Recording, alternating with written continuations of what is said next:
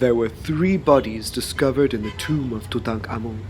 I'm making my way down to Madi, a district in Cairo, to meet with Dr. Sahar Saleem, as we've been investigating 2 of these unique and mysterious mummies. Hello. Hi. Hi, Sahar. Curtis. How are you? Fine. Nice meeting you. Yeah, nice to see you again. Hello. Please come in. Thank you. I'm here to hear more about Tut's children. Yes, let's do it. Sahar, I believe you have something special that you want to show to me in connection with Tut's children. Yes, true. And Yeah. this is a special gift for the anniversary of the discovery of King Tutankhamun. Yeah, because I believe you've been, as we've been working on something very special together. So I'm eager to show it to you.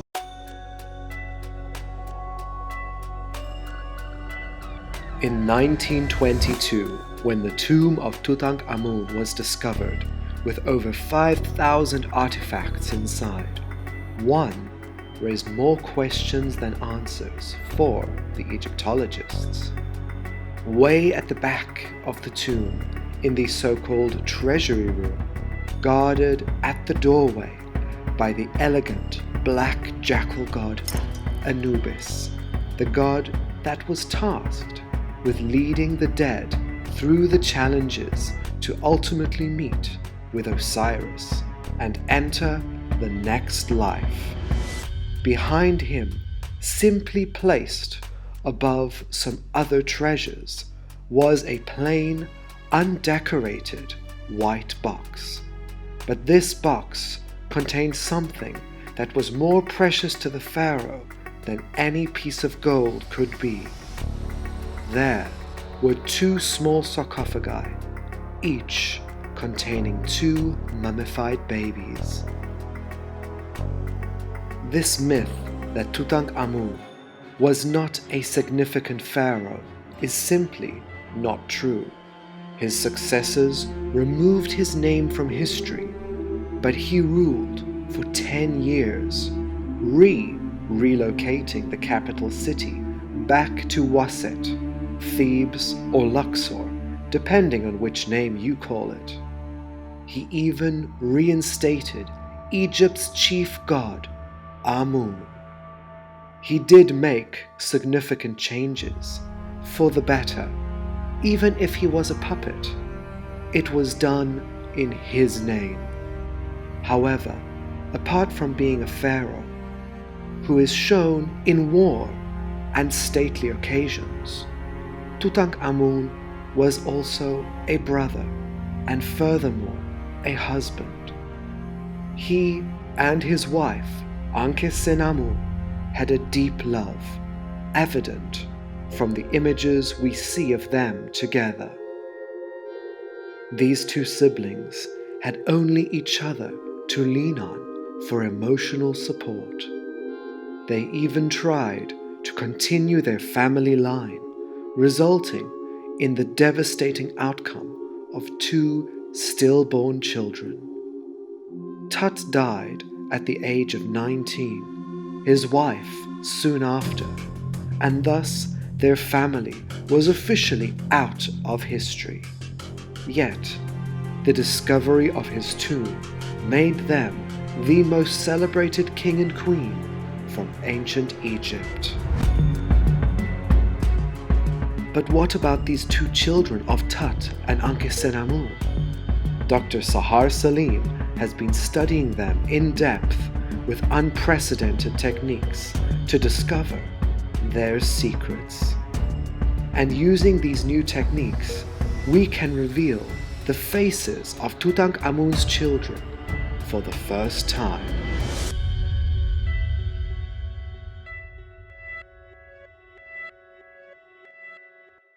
The 2 children of the mummified daughters Tutankhamun that were actually proved by the DNA to be his daughters. Yes. They were stored in my university, in the Faculty of Medicine of Qasr Al Aini. They've been stored there since 1925. Okay. And it was the time in 2008, actually, on the 28th of July in 2008, when we want to study the two daughters of Tutankhamun as part of the Egyptian mummy project to link them to their daddy. Because these are princesses. Yeah, they are princesses. And from the initial examination that has been done in an autopsy by Professor Derry, who was also a colleague professor in the university, professor of anatomy, and he was the one that actually autopsied their father. Why were you so passionate to scan these two children? I'm so passionate because they were found in the tomb of King Tutankhamun. The two miniature mummies were found head to feet, placed inside a box, a totally non-decorated box. Two miniature bodies that were not known if they were related to to Tutankhamun, or they were sort of a cult, or like an offering, or like an offering, or magic, or something. So it was not known. There were only these three human remains inside the tomb: the King Tutankhamun and these two miniature mummies that were not known what they were. It was the initial examination by Douglas Derry, 1932, that he said, okay, they were fetuses. So, okay, they were fetuses, but it was not known until the DNA was part of the Egyptian mummy project that proved the link of the two fetuses with King Tutankhamun. Now it's about time to examine them and to see who are they, and how they are not like any fetus. They were the royal fetuses. And there is something. They're the children of the pharaoh. The children of the pharaoh.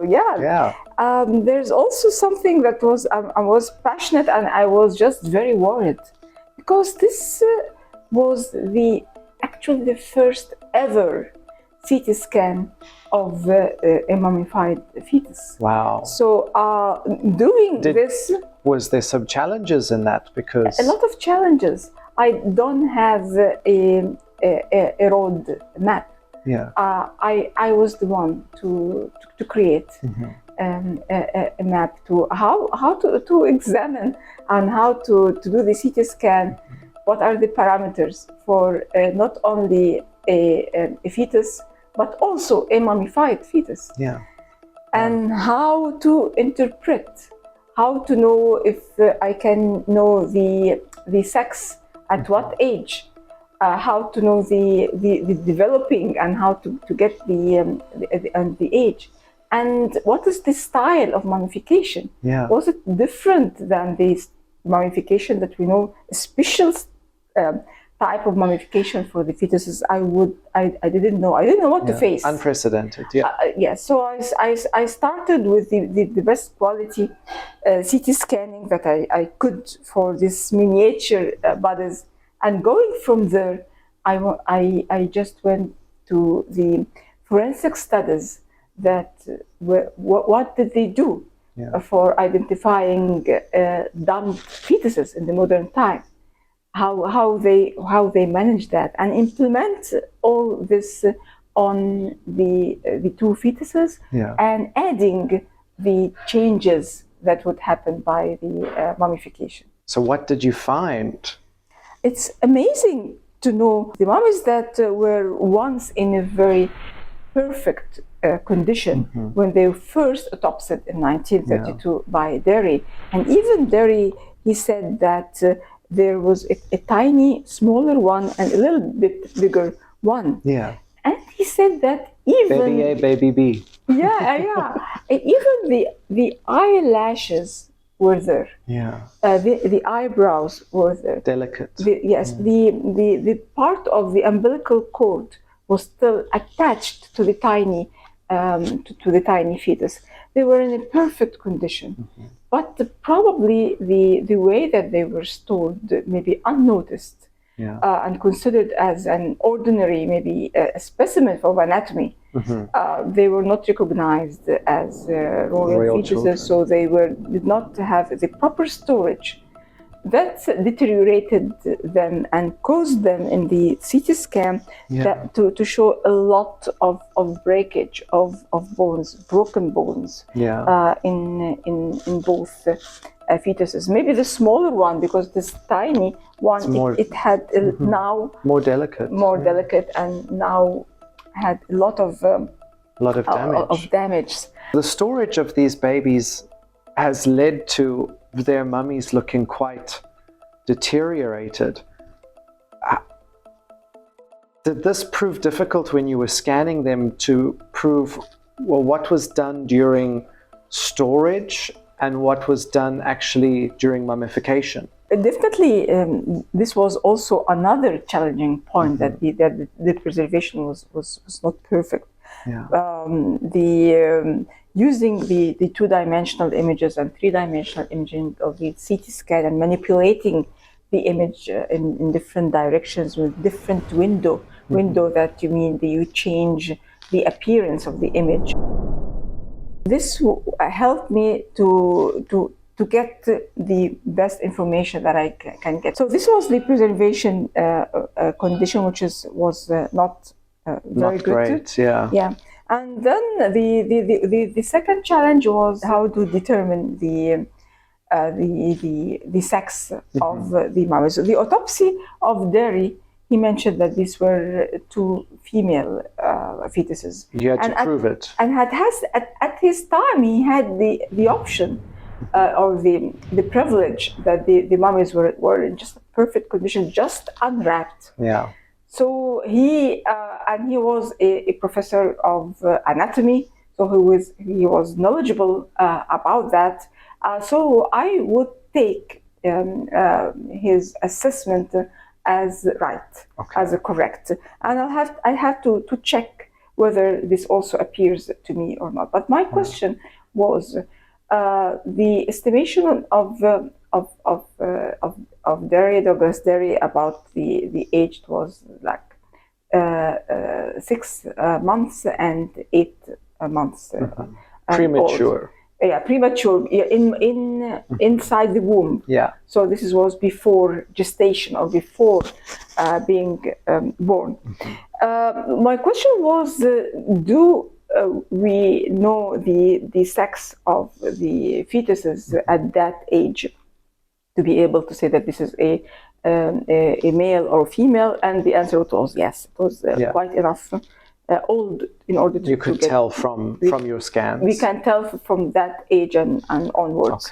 And the morphology of the external genitalia for the fetuses, it showed that they were female. So this was also it's a mummy. It's unlike the skeleton, which we depend on the shape of the bones, but when you have a mummified preserved tissue, this would be helped. So the female organs, they were intact. They were intact. I have also a challenge for estimation of the gestational age, or at what time they died in the womb. Because there's been no CT scans done before of fetuses. Yeah, this was the first CT scan done for a mummified fetus, and I have to develop the guidelines maybe for other mummified fetuses if they ever get CT scans, so people would follow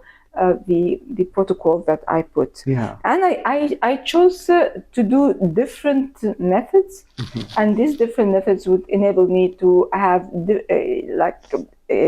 estimate the gestational age with different methods, and then I will have the average. Age. One of them is the developing bone. The bone develops inside the womb. The bones will, for example, for the ends of the bone, they will just like the joints. The joint, they will just start as a focus, and from this focus, the bone will just like build and be long enough. And this is what I fusion. found. Yes, each one of the ossification center or the developing bone, we know that they appear in a timely manner. Yeah. Each one appear in certain age, and by knowing this, we can tell at what age they were developing. For example, we know that the ossification or the bony centers at the knee, they develop later at 36 or 37 weeks of gestation in the eighth week, eighth months of pregnancy. Yeah. So in the older one, I see it here, and this is baby B. This baby B, because she's older enough that to have more estimation of the age. So this is baby B, that the ossification centers of the knee, they appear here, denoting that they are at the eighth month or so, and even the teeth buds. Even that there are milky teeth, and there is a permanent teeth, but there are also when they first permanent for some. When they first appear. So these are the teeth buds. Also, the teeth buds, they have a certain age and appearances. From all of this, I can estimate the age. Going to another score using what's called Stamfler score, which looks at every tiny bit of bone in the fetus and the way they look. For example, here the wrists, if they are flat, if they are concave or convex, and each one has a certain age, as well as from the pelvis, as well as from the ankle and the hind foot, the flatness or the curvature, all this in a certain age. This is a sort of a score having different parameters, put them together, and from there we can tell you the get age. your age. Yeah. So I used different methods. I used from the length of the femoral bone. This is what we use nowadays to estimate the age for pregnant women. Okay. We just measure the length of the femur, and from the charts we go and check for the age. I use that for the fetus of Tutankhamun as the modern ones. But not only that, I used also the appearance of the bony centers, which timely appearance. I use Olsen score of ossification, and I use also the morphological appearance of the bone, what's called the Stamford geographic score. Each one accordingly gave me an estimation of the age, and from that I can tell that baby A, which is the smaller one, which is really small, 24.6 week, and the bigger one is about 36.8, about from 36 to 37 weeks. So we are talking about 6 months and 8 to 9 months of gestation. We can see how long Ankhesenamun was pregnant for. Yes, she's the mother. This is true. The Amarna period faced many problems.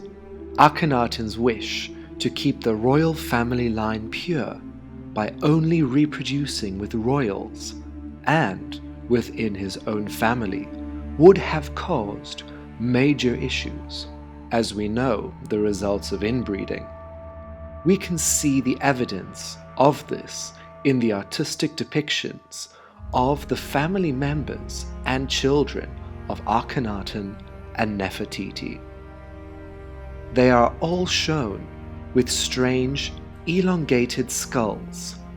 We know Akhenaten tried to conceive children with at least 2 of his own daughters, resulting in the premature deaths of those inbred father-daughter children.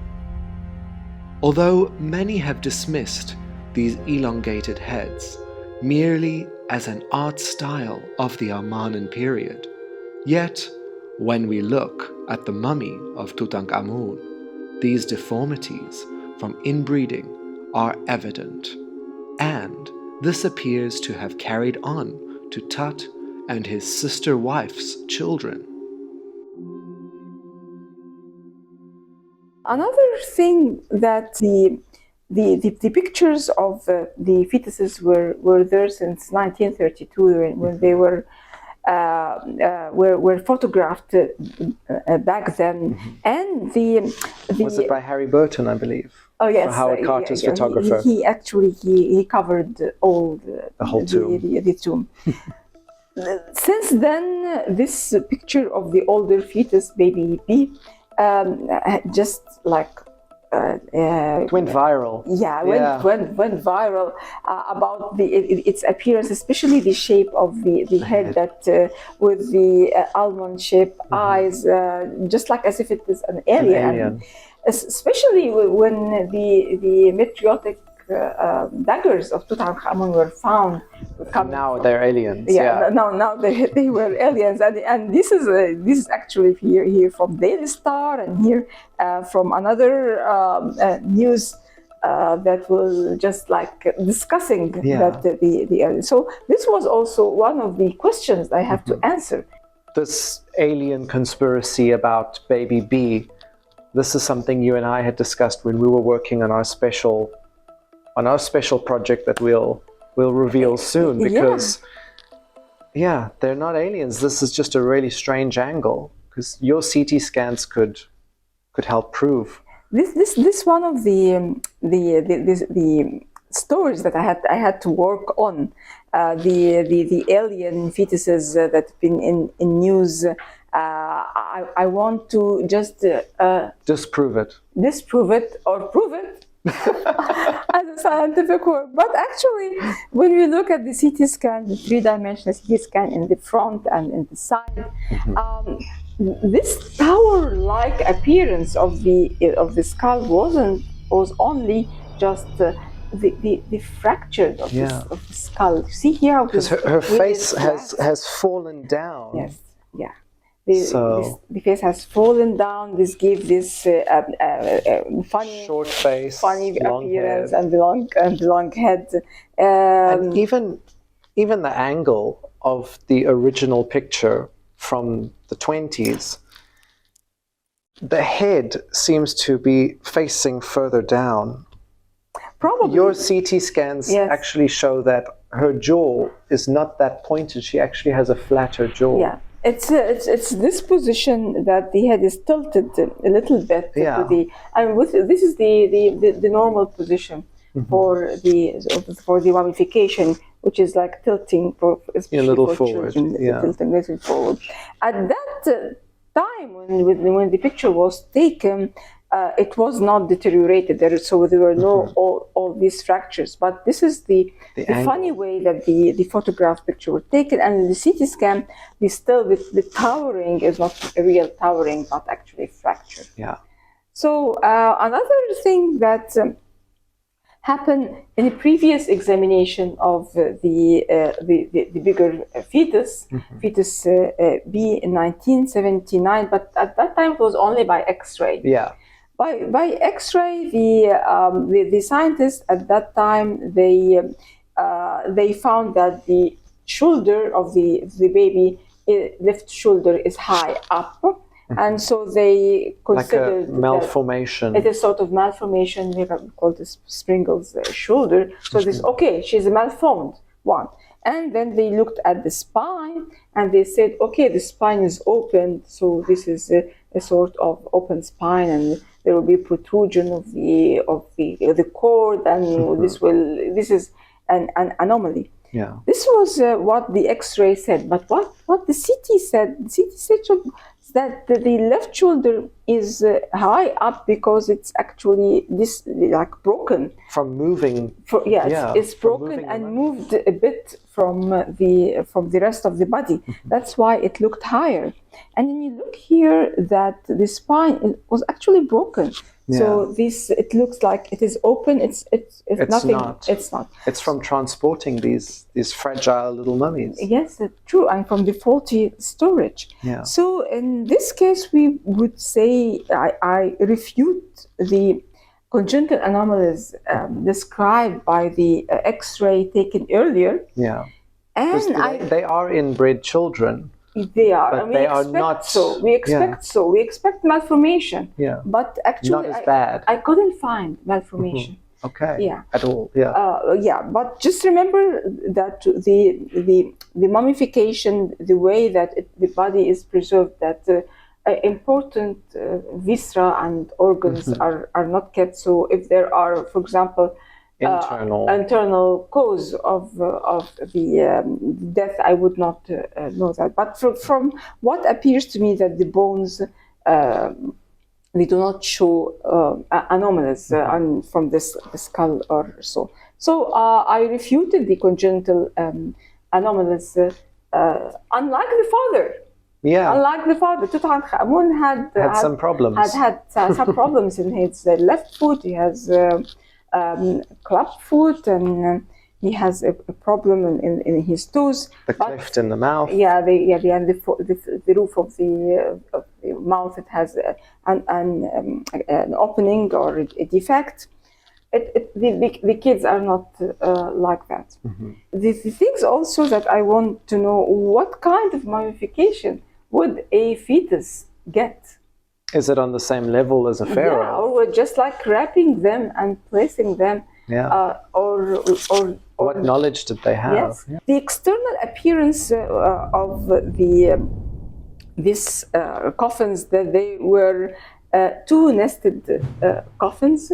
An outer coffin that it was in black resin, painted in black resin with golden strips and with a wig like appearance of the similar to Tut's great grandparents, Tuya and Yuya. Yes, definitely. Their sarcophagi are done in that style. Definitely, not only outer coffin, but there's also an inner coffin that is all covered with golden foil, in also a nice way, with an eyeliner. Care was taken. Yes, a lot. Yeah. Not only that, but the wrapped mummies were covered with a golden mask. So they were recognized already by the gods. Yes. Yeah. And this is true, because what is written on the outer coffin is the Osiris. So they were not given a name, but they were recognized by Osiris. Yeah. This appearance would tell you that it is a royal style of mummification from the external wrapping. What about the internal? Usually the mummies, for example, their father Tutankhamun, he was subjected to brain treatment, not only with one level of resin like the other mummies, but with two levels of resin, that with an extra care. And the other thing, that all the viscera or the internal organs were taken of the Tutankhamun, and this is important. Brain treatment in Tutankhamun, and there was also evisceration or removal of the internal organs. When the fetuses had the same treatment as their father, or they were just, let's see. This is what the CT scan showed me. In the smaller baby A, there were inside the skull, there were dense material. Like a resin. Like a resin or so. This indicates that this was maybe a sort of a brain treatment. The condition was not good, unfortunately, with the faulty storage. But despite of that, this, as a scientist, would give me a hint of a sort of treatment. But when I looked inside the body, inside the torso, there were packs. There were packs inside, well-formed packs, denoting that there were sort of treatment, unlike what Derry said. Doc was there when he said they weren't treated. Because he couldn't find by his eye that there was an opening, but maybe it was just a tiny opening that they did all this. So visually he could not see, but from inside, I would tell you, these were mummified. They were prepared artificially. They were prepared. For the older one, I can tell more, because it's a bigger body. And definitely there was this opening on the left side of the lower abdomen, where all the organs were taken off, and her father also had a similar one going from his umbilical, from the umbilicus going down, going outward. So similar thing, and from there the organs were taken, and I can see even the visceral packs inside the body. The cavity doesn't collapse when the mummy decays. This is true. It's not only the functional issue of taking the organs out, but also the beautification issue, that to keep the body well formed and as a whole by placing organs and placing the visceral packs, and these visceral packs also will just get any moisture or anything. So the mummies were prepared as royals. Yeah. Similar to their father. Yeah, exactly. So it's not like a magic issue. They were not placed to be votive mummies. These were his children that he wanted with him. Yes, that's very much true. And this is just like to remind you the mummification that Tutankhamun received, the brain mummification, as well as the removal of the viscera. And here you can see even the packs, similar to inside his torso. And the two resin levels inside the skull, very unique. You showed me this CT scan, and this is the best CT scan I have ever seen of inside Tutankhamun's head. This is what I do, is to manipulate the image in order and to cut open the skull in order to see what is inside, and this is all virtually. We are keeping the mummy intact. This is totally non-invasive. But despite of that, I make a cut in order to see what is inside the skull. The DNA testing actually showed that the relationship between the two fetuses and Tutankhamun is father-daughter relationship with a very high 99.9%. And likely the mother was KB21A, was an Ankhesenamun. You know, Curtis, that knowing that Tutankhamun was always depicted as a loving husband, always with his wife, touching each caring, other, pouring wine. Yeah. So we know that this affection, and we know now that these children were children of love. Yeah. They were just conceived with a lot of love between the husband and wife. But also now we know that of their death, we know how the couple endured the pain of losing children, especially not once but twice, and especially after 6 months of waiting for the child, and just like very close, before the full birth.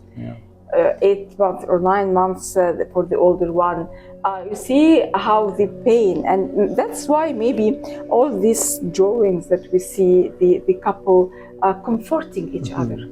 Maybe not just for the loss of the parents, the change of religion, the moving back from your hometown, but for their children. Yeah, and also from all the duties that the child and the teenager Tutankhamun, the king, has to take care of the huge rich country. But from not only comforting from that, but also comforting from the grief. Maybe Tutankhamun was affected more, but because it seems that the wife was the one just approaching for touching. Maybe she was the stronger one. Yeah. So that's why it was important now to look at Tutankhamun not only as a husband, but now as a grieving father. This has been a long process for you from 2008. Yeah. to It took me several years in order to have to put together the methodology and to be the standard for any other CT scan of a mummified fetus. And this what really happened, because the Maidstone Museum in UK, they had this tiny mummy in the in the shape of a hawk, and they thought that it was a primate. And when it was sent to me, I realized that it was a mummified fetus. So but deformed. Yeah, but deformed fetus with no head. So that would what made this appearance. But because I had put the methodology of how to study, to examine, and to interpret a mummified fetus, now we can examine. There's a method more. To do it. I even published that in my book, Scanning the Fears, co-authored with Dr. Zahir Hawass. Children were very important as part of the family. Even they were called the staff of old age. Yeah. Ancient Egyptians, they invested in their children. They took care of their children because they knew that the children would take care of them in the older life. So that's why it was very important. They recognized the pregnancy, and they have a deity. Yes. So what? For pregnancy, and they have it in the form of hippopotamus lactating breasts, having pregnant stomach. Yes, and with her claws in order to fight for any enemies of the mother and for her coming child, and carrying the ankh, the symbol of life, in her hands, giving it. So that's why pregnancy was really important for ancient Egyptians. Yeah. And fetus in ancient Egypt was recognized as an identity. It's even something that we lack in our modern laws. Yeah. Modern laws, the fetus is not recognized as an entity. In ancient Egypt, it was. Before it was born, it was recognized already. Because let me read this prayer that told to the mother during giving birth. Amun, make the heart of the deliverer strong, and keep alive the one that is coming. The fetus is still in her womb. It's recognized as the one that is coming.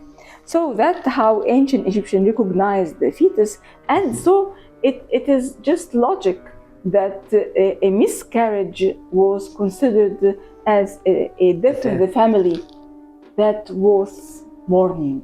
Now there are few fetuses, mummified fetuses recognized from ancient Egypt. The one in Maidstone Museum that we have just seen, with the anencephaly or absent of head. And there's another one with a similar deformity from Tuna El Gabal. Yes, and another one from Lorette and Gillard, also with malforming. So this is the beauty of ancient Egypt, who recognize children as important part of the family, recognize even fetuses as a member worthy of living, and recognize even here, even malformed fetuses as soul worth living. Exactly. That's incredible. It's incredible to learn about these little people that didn't get to live their lives. This is true, and it's amazing how science give you an information about how people who lived thousands of years ago, how they were thinking, and even the moments of their life, the moments of joy and the moments of sorrow and sadness. Yeah. Well, you set me a challenge a few months ago, and we've been working on this to show what Tut's children could have looked like. Yeah, because we did before the reconstruction of the face of a great king, Amenhotep I, that was Yes. totally wrapped, never being unwrapped. Nobody ever saw his face, but I could see the face with the unwrapping with the three-dimensional CT scan, Yeah. and you even put a face on that, and you had a nice facial reconstruction. And I was wondering if this could be true for two little tiny people. at that time. So what do you have for me? So we've been working for a couple months.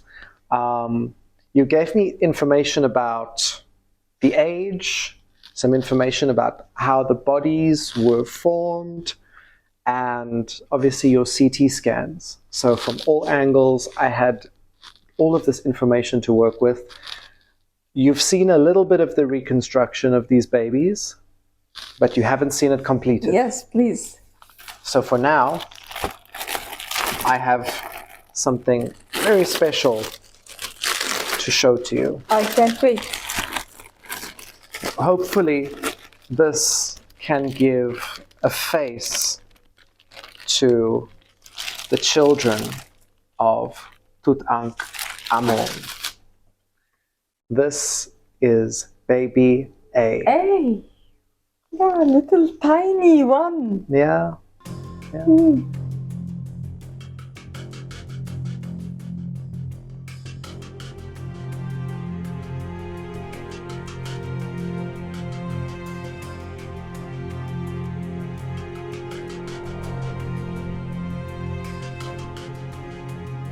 When you see the little eyelashes, very small. Yes, yeah. Eyebrows, and you can see this. The head is. Yes. It's a normal baby's head. It's normal baby head, and the mouth and the nose. Yes, it's so nice. And the veins, because I've never reconstructed a baby. And for a baby at that age, it was a challenge. For you. I had to do a lot of research about it, and you have these veins on the babies, and the skin that is sort of wrinkled. They weren't a smooth, tight face. True. So true. I hope that this lives up to your. Very much like I know her CT scan. I saw the CT scan, but to put a face on the mummy. This is amazing because it's a way that you can communicate better. It's no more an object. It's a person. It's a person. Now it's a human that you can communicate with. It's amazing. And I have a surprise. Yes. Because this is how the child would have been at death. But I thought it would be a great idea to see what the child could have looked like had she lived a few months longer. So we can reveal to you the face. That's baby A, what the an little amazing princess with the eyeliner and with yes, and because we have the accessories, tiny hair. And she's amazing. She has Queen T's mouth. Oh, yeah. Her grandmother's mouth. Yes. We have the images of the two children from Amana. And I thought, well, that's how these children would have dressed at that time. So this is really amazing. And this is how a fetus would have looked like. And this is how a few months later, if she managed to live, but she did not, unfortunately, she would have been a beautiful little girl, totally Egyptian girl with her eyeliner, her jewelry. Yeah, definitely, I see faces like hers among the children in my family, in my street. She's so Egyptian. Yeah. Yes, thank you very much. What a beautiful. Well, that's not all. That's not all. We have baby B. Oh. And this is baby B.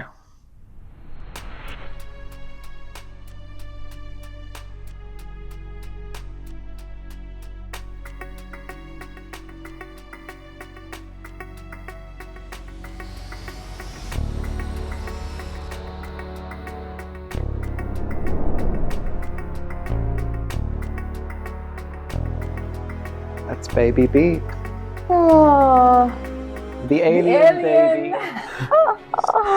The alien. Okay, no, totally, just like with a normal Normal. appearance of the head, and you took this shape from The CT scan. The CT scan. So for her mummy, it was a bit more difficult because we had this strange reference image, and then we had your CT scan, and I put your CT scan over the reference image, lining up with the shoulders and the chin. Yeah.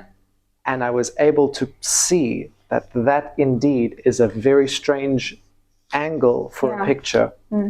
As if I'm looking like that. Yeah, and if you take a picture of anybody from that angle, it's gonna look very sharp. And the head would look bigger than usual from In fact, she didn't have that. I had to reconstruct her skull. So I took your CT scan. I had to put her skull back together at the top, like a little ancient Egyptian puzzle. And yeah, she has a very straight jaw, actually straighter than her sister. Yeah, that's amazing, because we can still have outlining of the jaw, despite of the bad preservation or conservation. Yeah, and she has the shoulder that we were talking about. Yeah. So just slightly raised. So that's her. Yeah, that's amazing. And go ahead and have a look how she would have looked had she lived. Wow, a beautiful one, with open eyes and with nice and accessories and with eyebrow. Yeah, she looks very amazing. Yeah. But you know, Curtis, that when it was first unwrapped in 1932 by Douglas Derry, and in his notes he wrote that this baby had open eyes, eyelashes, and eyebrow. She was almost perfect, full term, almost full term. And they kept her with open eyes. So this would have been how she looked like months a few months later. Yeah, and quite similar. You can see the two. Yeah, to her sister. But maybe this is where you gave her more personality. A little, but what I did notice with baby B, she did have a slight problem with her nose, because there is one side of her nose that is a little drooping and a little larger. So she did have some deformation in the face. Yeah. But again, this is the best that can be taken from the actual CT scan and from the actual picture. So this is not fiction. This actually, it is based on evidences. It might not be the exact faces, but this allows us to imagine what they could have looked like. Yes, and with from bases, and the bases are the basis is scientific. Yes, because this from scientific basis.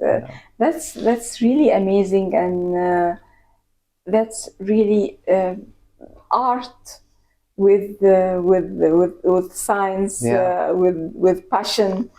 This really the nice story of two princesses. And two princesses. Yeah. And their father and mother and the whole family. The whole family. We now. If they had lived, history would be very different. This is very much true.